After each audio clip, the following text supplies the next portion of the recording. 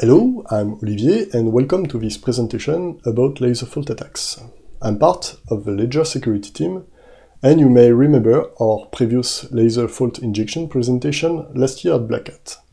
This talk will be slightly similar, as we are attacking a circuit from the same family, but this time the difficulty is harder as the security has increased.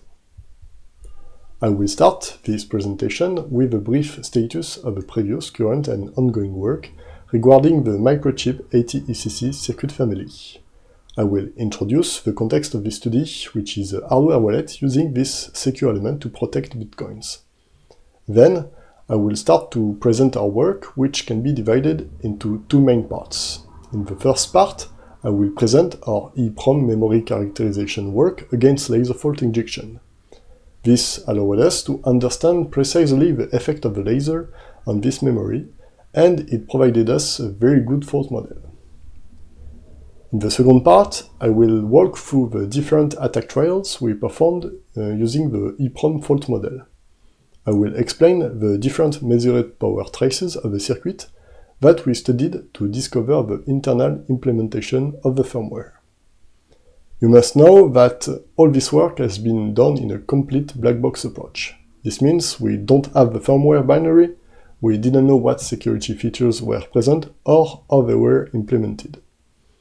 The datasheet, which is under non-disclosure agreement, can easily be found online, but this one only describes how to use the chip and doesn't talk about the security features of the circuit.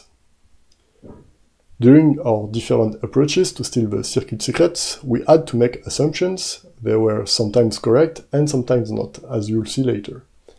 We gathered small pieces of information all along and could at the end finish this puzzle. So, here is the current status of our work. Last year we presented an attack on the ATECC 508A device, where a single laser fault injection allowed us to read the content of a secret data slot. This vulnerability has been reported to the manufacturer, and therefore the circuit is not recommended for new designs anymore. As a replacement, the ATECC 608A is recommended. This circuit is the next generation of the ATECC family, and it was already available before our previous attack. This is the circuit we are going to talk about during this session. We expected it to be more secure, and indeed it was much more difficult to break than the previous generation, as we will demonstrate. Following our reports of both ATECC 508 and ATECC 608 attacks, Microchip released a new revision of the chip, which is the ATECC 608B. That one should be even more secure, and we are currently having a look at this one, so stay tuned. But for today, we'll study this one. I also have to mention that the timeline is long when dealing with hardware vulnerabilities. Patching a circuit is almost a one-year process. You have to design the fix, produce new mask, then produce the circuit, test it, package it, and finally make it available to the end product developers, who then have to upgrade their design, production, and distribution. In that case, deploying a fix is complicated and very different from software vulnerabilities, where you can just update the software through internet. The ATECC 608A secure element is integrated into the Coldcard hardware wallet in revision 3. As we are working actively in crypto asset security, we decided to evaluate this wallet. You will see that the attack path we are faulting is related to a particular secure element configuration tied to this application. Other products using the ATECC 608A may or may not be vulnerable depending on their secure element configuration. But we did not investigate other devices for the moment, and there are a lot of them, a lot of different applications, especially in cloud security. In this wallet, the secure element is used to protect the user private key, which is called the seed. The seed is a very sensitive secret as it permits signing Bitcoin transactions. If this secret is leaked, an attacker can steal other funds. To use the wallet, the user has to enter its secret PIN code. This unlocks the secure element.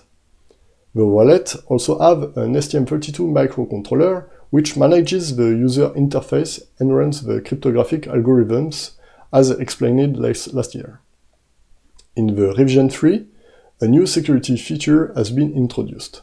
Now the microcontroller encrypts the seed which is stored in the secure element using a secret key stored in the microcontroller's flash memory.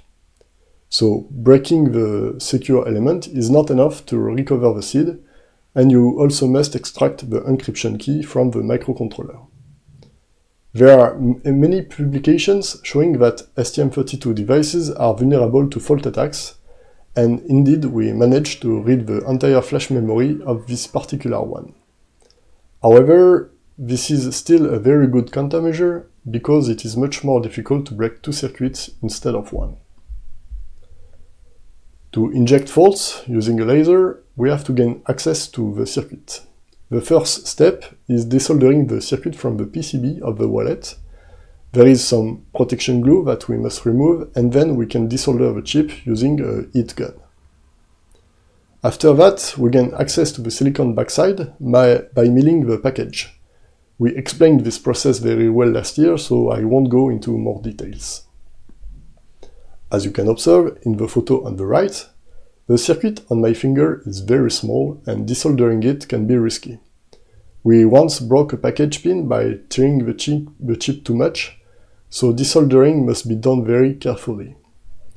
The silicon die backside is the small shining square and is about 3 square millimeters. This is where we inject the laser light. Finally, I hope you noticed the message left by the wallet manufacturer on the PCB.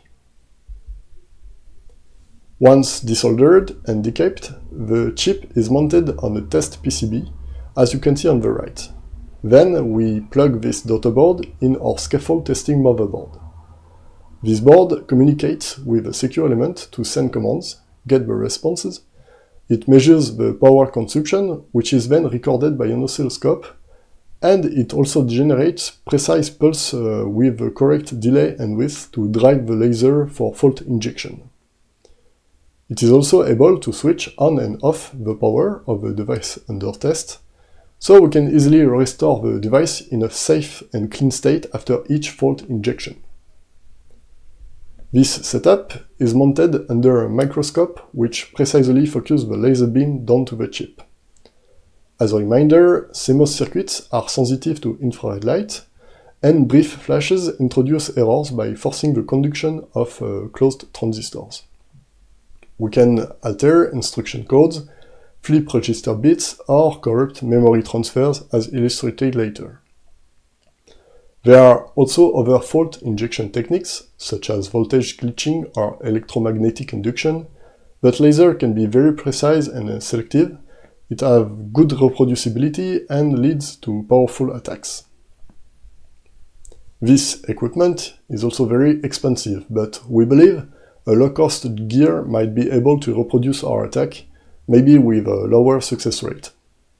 Actually, we didn't use the highest magnification of the microscope here. With the microscope and an infrared camera, we looked at the chip internal structure to have an idea where to inject the faults. The image of the circuit is shown on the right, and surprisingly, we found out the circuit is exactly the same as the ATECC 508A. The layout is identical, and we did not find any single visible difference. Yet, according to the datasheet, this circuit provides new functionalities, but it is also backward compatible. From here, we thought about 2 possible options.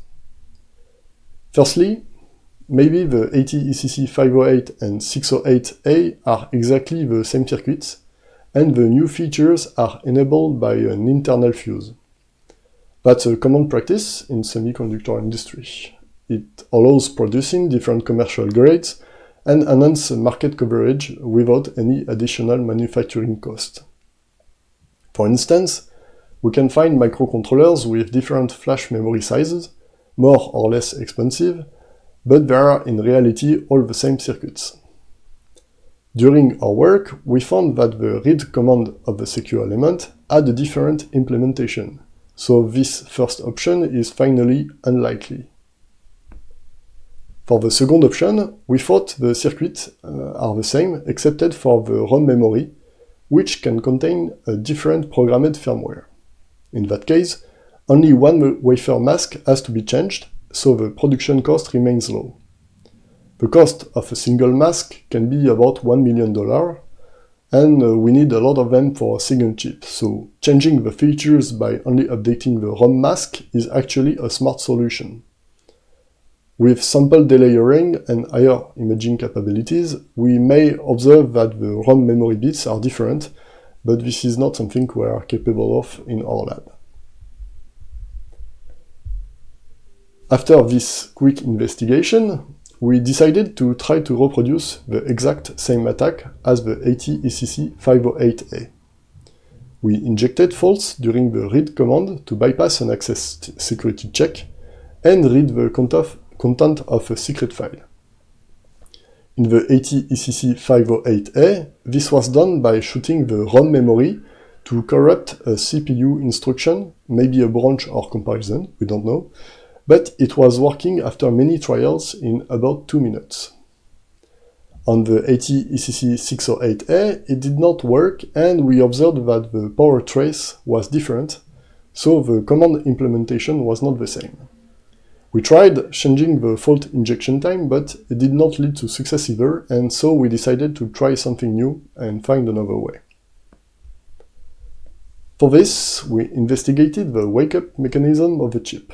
Most of the time, the circuit remains in sleep mode to reduce the power consumption, and it is necessary to send an electrical pulse over the I2C bus to leave the sleep state. We observed the power consumption of the chip when it wakes up, and so there was a lot of CPU processing. Leaving a sleep state should not involve lots of computation, so this looked kind of suspicious to us. We believed maybe the access rights of the chip were parsed during this time and cached into RAM memory for later use by the other commands. Here is a power trace when waking up the circuit. It has been recorded with an oscilloscope, and it reflects the activity of the chip over time, like an electrocardiogram. This is very helpful to understand how the circuit works, and in particular, how it reacts to fault injection. At this time, the chip leaves the sleep mode, and therefore its power consumption rises. Then, as you can see, there's some processing, which lasts about 1 millisecond. The chip is obviously doing something, and if we zoom in this area, we can observe a pattern which lasts approximately 5 microseconds and is repeated many times in the power trace. This is probably a loop executed by the firmware, but it's hard to guess what this corresponds to for the moment. So we decided to try fault injection during this particular loop and see what happens. After laser elimination during wake-up, we call the read command to see if access rights have been modified. The experiment is repeated many times, and the fault injection delay is chosen randomly every time. If you look closely, you can see the laser effect, which produces a short spike in the power consumption. We let this run 1 day long, and we collected all the results for later analysis. More than 100,000 tests have been executed, and 1 or 2% of those produced errors during the subsequent call to the read command. The obtained error code returned by the chip indicates a self-test error, as we found in the datasheet. All the errors occurred when eliminating the EEPROM memory only, and for very precise injection time that we are going to discover. To analyze the obtained fault, we can plot on this graph 1 point for each experiment which produced a fault. The y-axis corresponds to the experiment number, and the x-axis represents the fault injection time after wake-up beginning. The middle and bottom graphs are zoomed views of the top one. When plotting the faults, we can observe a regular pattern where the faults are regrouped in bands, showing that there are multiple precise times where fault injection in the EEPROM memory during wake-up produce self-test errors. We understood each band corresponds to an EEPROM byte memory fetch. We can also see that the bands are separated by 5 microseconds intervals, and if you remember, this corresponds to the pattern duration observed in the power trace previously. Furthermore, some bands are missing in this graph, or have only a single point. We found that those holes correspond to null bytes in the EEPROM that we cannot fault, and by comparing to the circuit data, we match the byte reads in the wake-up loop to exactly 2 different segments of the chip configuration data. In other words, the zeros in the configuration data match the holes of this graph, as I try to highlight here. So now we know what data is read during the wake-up. Those 2 configuration segments are sensitive and must never change after the chip has been initialized and locked. It is likely that the firmware calculates a checksum to verify the integrity of the configuration. We believe this is a countermeasure against UV light attacks, which can erase part of the memory and could be used to unlock secret files by modifying their configuration. From the datasheet, the circuit supports CRC16 calculation for a given polynomial, and this software function or hardware block is probably reused for the self-test integrity verification. If you look on the bottom view, the 2 last bytes are fetched with a different delay, as they are not part of the loop, and they probably correspond to the expected CRC value bytes. To sum up, the wake-up mechanism does not cache the access rights as supposed at the beginning, but only verifies its integrity. Our first assumption was wrong, and faulting the self-test procedure seems useless to recover the secrets of the chip. However, through this experiment, we identified the fault model in EEPROM memory. We cannot fault null bytes of the configuration data, and for the other bytes, the probability of fault is the same whatever the value is, and so we can deduce injecting faults forces all the bits of a memory access to 0. The probability of fault when the exact shooting time is known is about 97%, which is very high. We also discovered, by the way, that the configuration data in EEPROM memory is not encrypted. So now we have a reliable way and powerful attack primitive that allowed us to build more complex attack scenarios. After that, we elaborated a new attack plan. The code shown here is an hypothetical implementation of the read command of the firmware, which allows reading a file when the configuration permits it. At the beginning, we suppose the software fetches the 2 configuration bytes of the requested file. We represented this with a call to EEPROM read function, but maybe this is done with a simple move instruction if the EEPROM memory is mapped on the data bus. Actually, we have no clue on the internal processor architecture. Then the firmware checks the isSecret option bait and denies the access if the file is protected by returning the execution error status code. Otherwise, if access is granted, the program reads the requested 32 bytes of the file and returns them along with the OK status code. This code is oversimplified. The real firmware code is probably much more complex, especially because we omitted here many other parameters of the read command, like the offset. Our goal is only to represent the attack path in a simple way for better understanding. As we can force an EEPROM byte memory read to 0, we can simply try to force to 0 the configuration word storing the isSecret flag bit. If our code assumption is correct, that should work. We just have to find the correct timing for fault injection.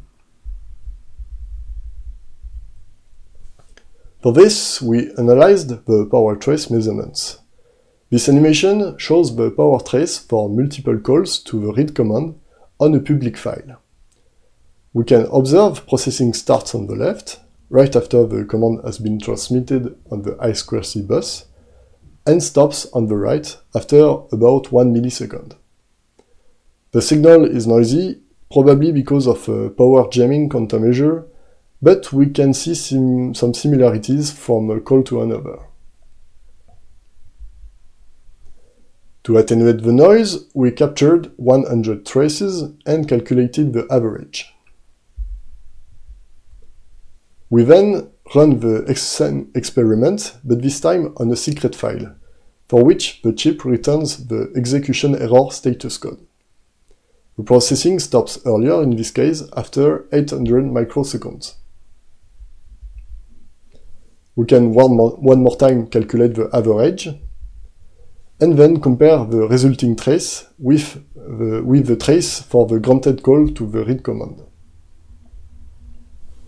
The beginning of the two traces match perfectly, and this is because the processor runs exactly the same code.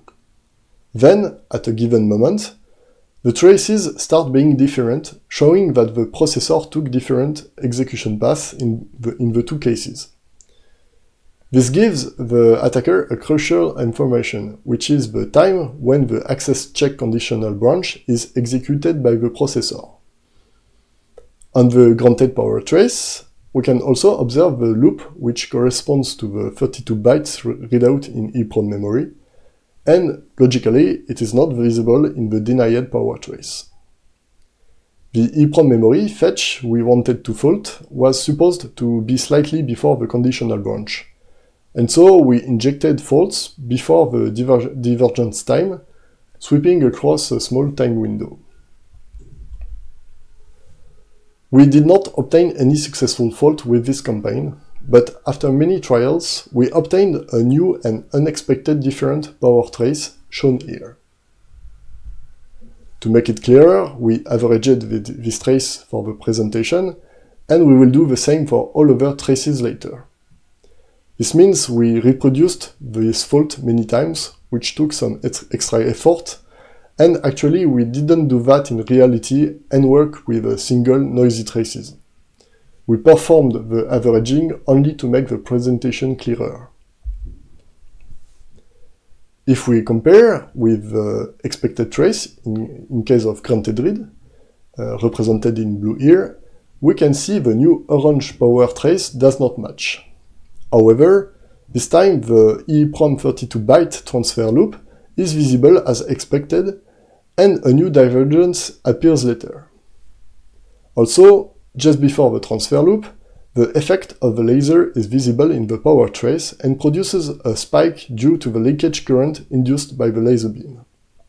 This is not an execution divergence, but just a side effect. It looks like the security check has been bypassed successfully, and a second check failed and blocked the read operation. This is not a big surprise, as performing multiple checks for a security operation is a recommended coding practice for secure elements. It prevents most single laser fault attacks very efficiently. So we can update our code hypothesis by adding a second access check.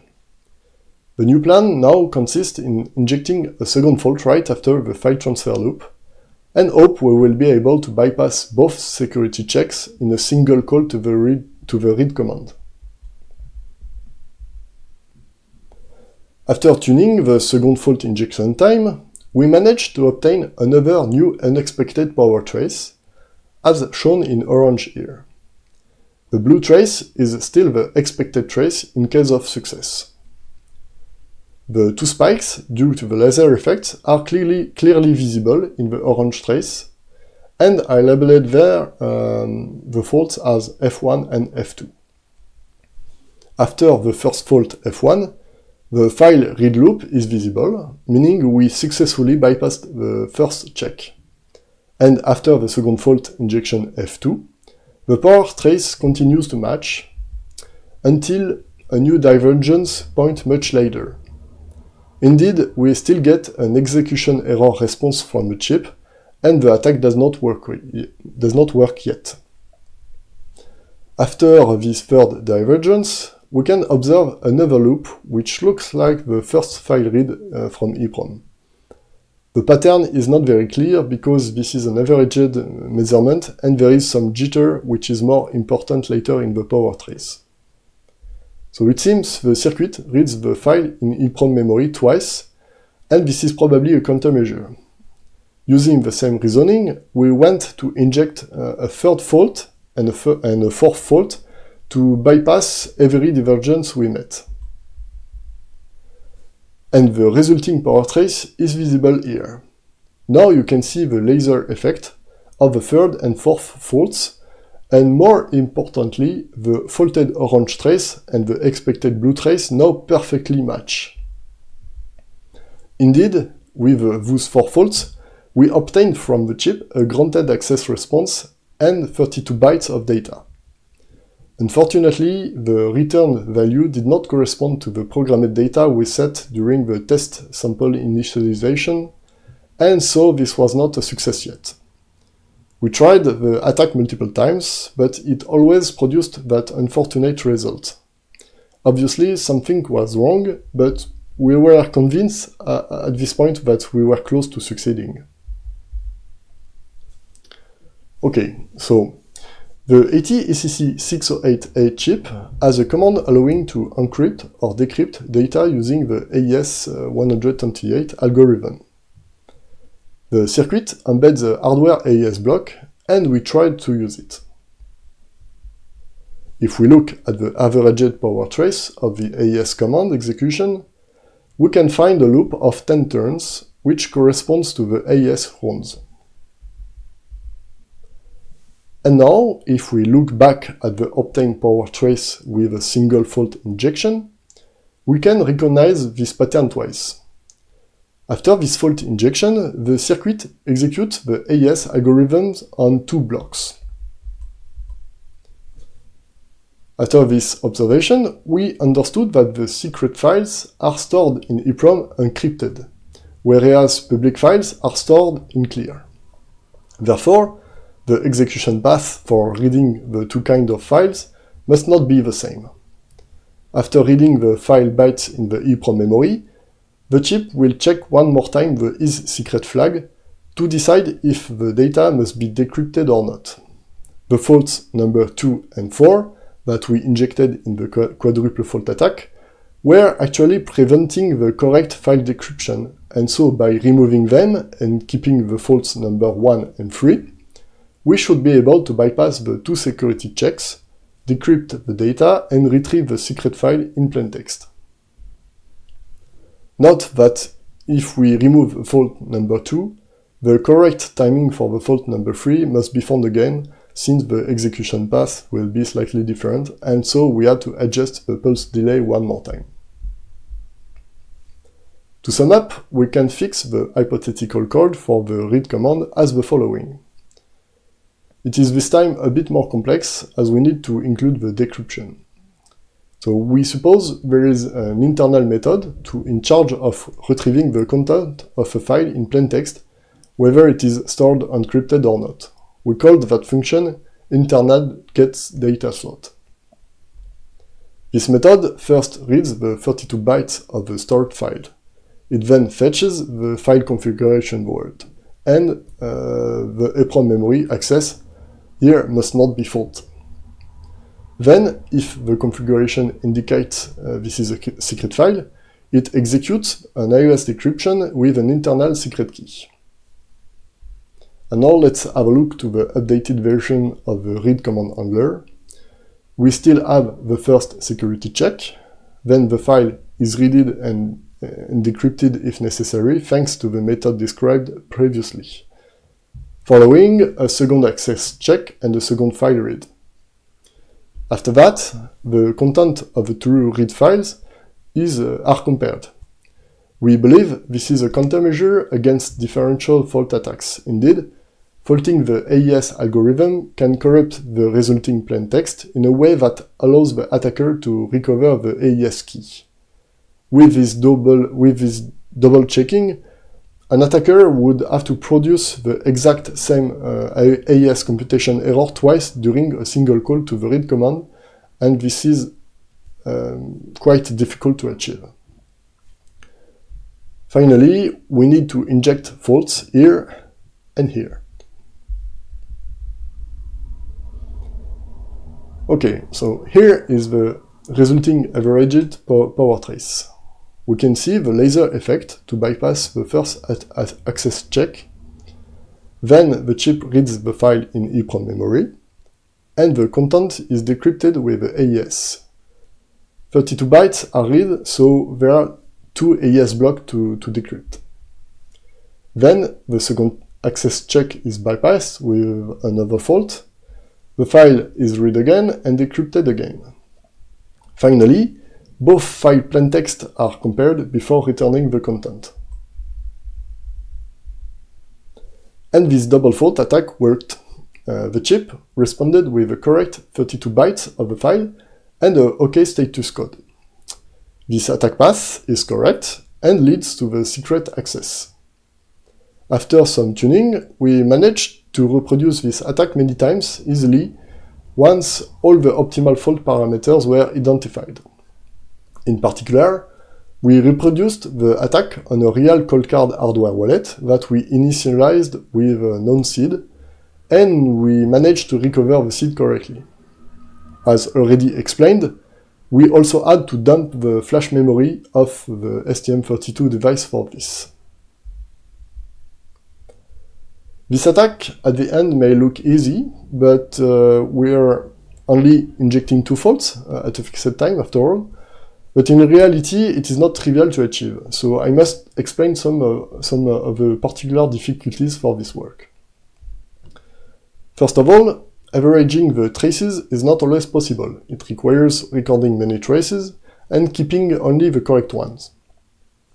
We usually average the traces to find the first divergence, but averaging for a second or third divergence is most of the time too long, especially if you manage to collect little successful faults. For this work, we mostly used the raw traces, which are much harder to read and understand since the patterns can be difficult to recognize. Most of the averaged results here were captured after the vulnerability was found and optimized. Then, multiple fault injection is much more difficult than single fault injection. If you want to successfully inject 4 faults, for instance, the probability to succeed is the product of the probability to succeed each single fault. If you have 5% chance to succeed a single fault, which is not that bad, then having all 4 faults successful in a single execution is 1 over 160,000, and so this is very low. This is why it is important to spend time tuning the parameters for each single fault in order to maximize the success rate. This includes finding the correct laser pulse power, duration, delay, and other parameters, and also finding the good beam location for the laser in the circuit. In the end, only 2 faults were necessary, but during our research, optimizing the quadruple fault campaign helped us for sure, and for this we managed to obtain very high success rates. This table shows the success rates we achieved. Each single fault has more than 90% to succeed.